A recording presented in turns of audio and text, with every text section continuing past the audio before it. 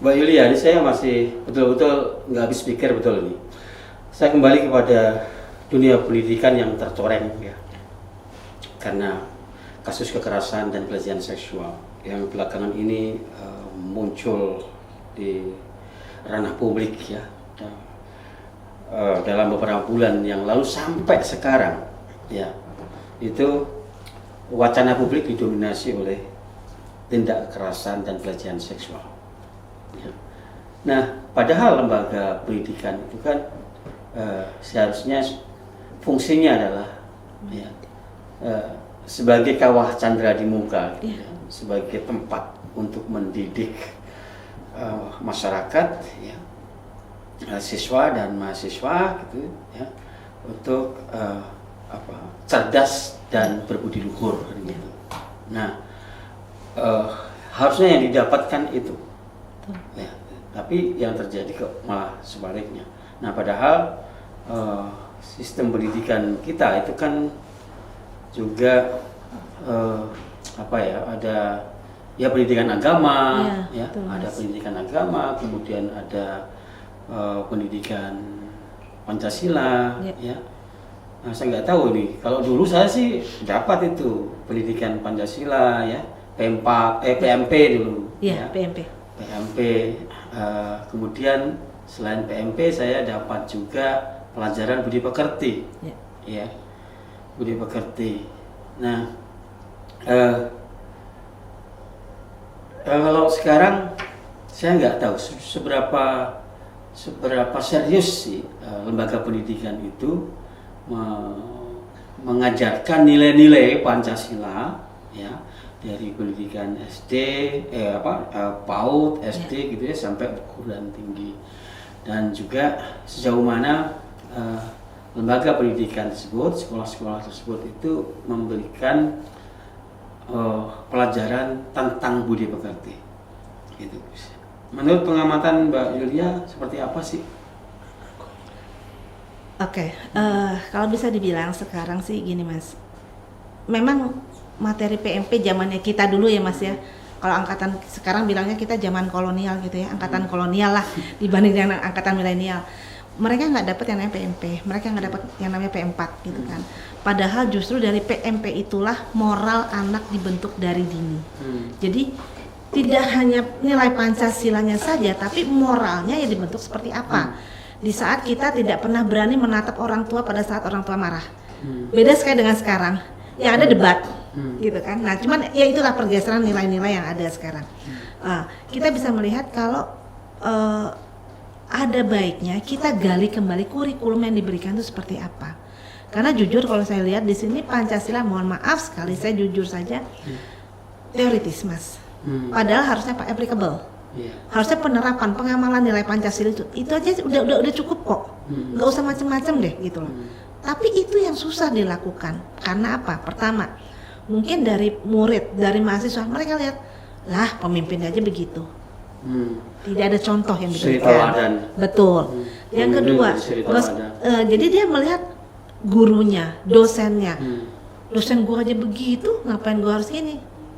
Nah, itu harusnya teguran lah bagi kami tokoh pendidik, itu tolong dong berikanlah suri teladan, karena contoh yang paling dekat itu siapa sih?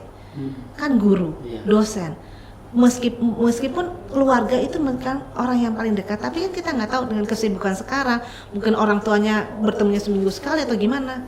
Nah itu jadi paling nggak kita lihat di situ suri teladan tidak ada Mas. Contoh dari mohon maaf oknum-oknum pejabat, penguasa, kita tidak memperlihatkan adanya pengamalan nilai-nilai Pancasila.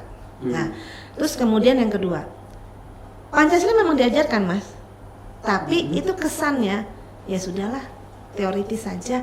Yang penting udah ada mata kuliah Pancasila, tapi untuk kegiatan yang untuk mengamalkan Pancasila itu sangat-sangat sangat minim saya bilang. Bahkan kalau mau dibilang tidak disupport itu dibilang sangat minim.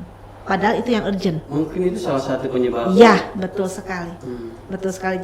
Jadi maksudnya saya bilang gini, kita mungkin jangan melihat investasi kita investasi apa sih yang kita tanam sekarang untuk kita tuai nanti di masa depan.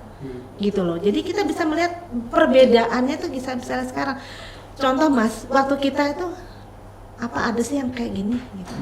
Separah sekarang istilahnya mungkin ya ada gitu kan, cuman tidak separah sekarang di mana mohon maaf tadi oknum dari pesantren bilangnya apa 21 kalau nggak salah ya 21 Ya.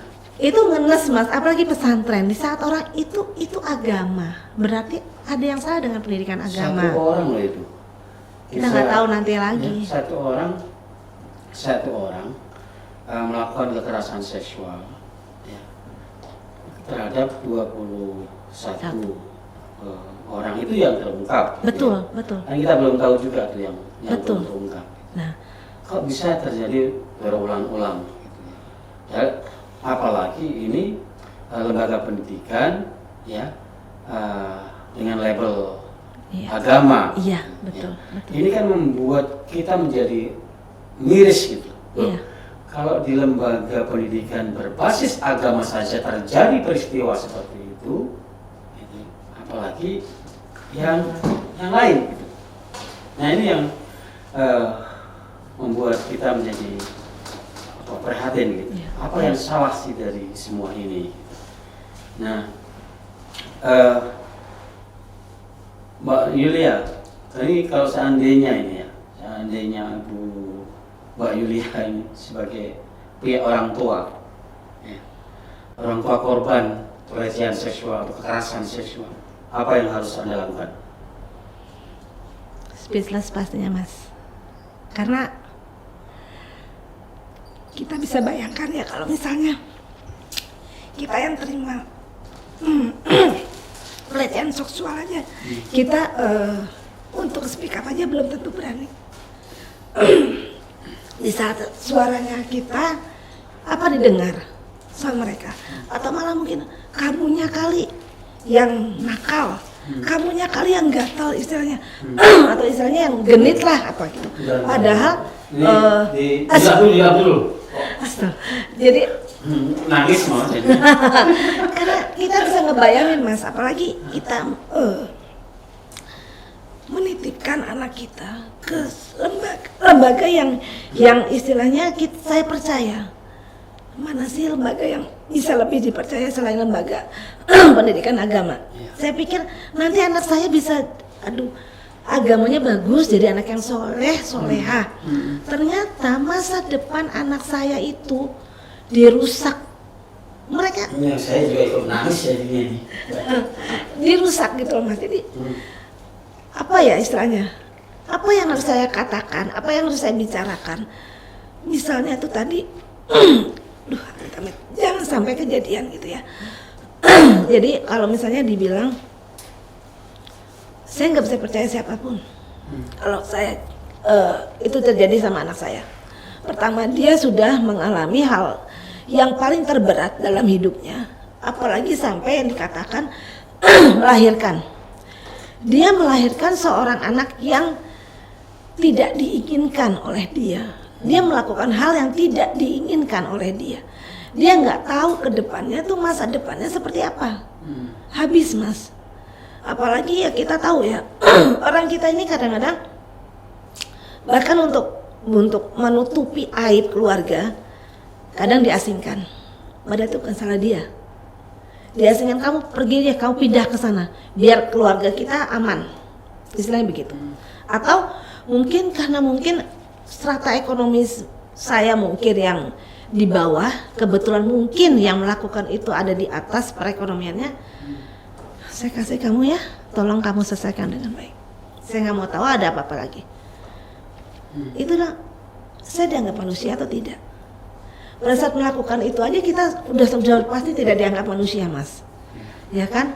Terus kemudian tekanan-tekanan yang nanti timbul yang datang itu, saya nggak habis pikir gitu loh bagaimana. Ini berhenti menangis. Udah ditahan Mas. Iya, nanti membuat saya juga ikut nangis juga.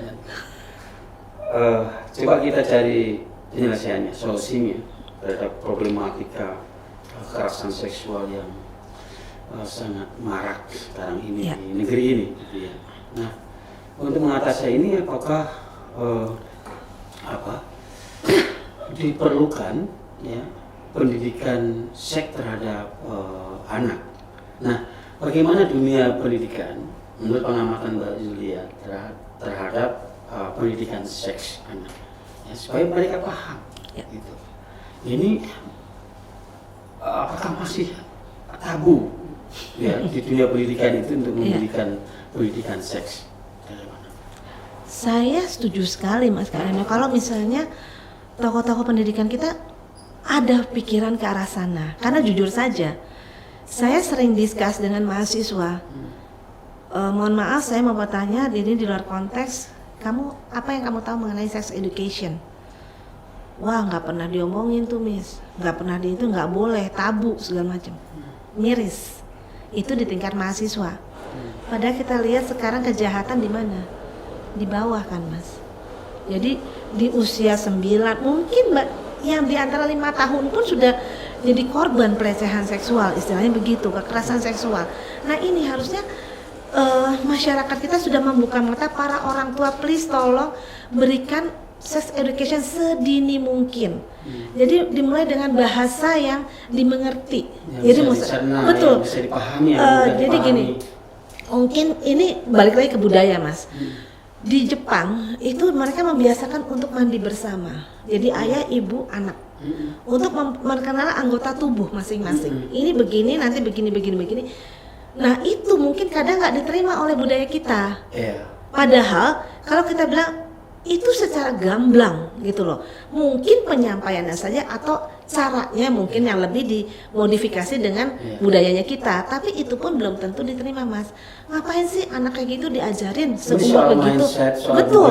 Cara berpikir. Betul. Jadi kita harus membuat mereka, mengedukasi mereka untuk bahwa sex education itu tidak aib, bukan aib, bahkan wajib.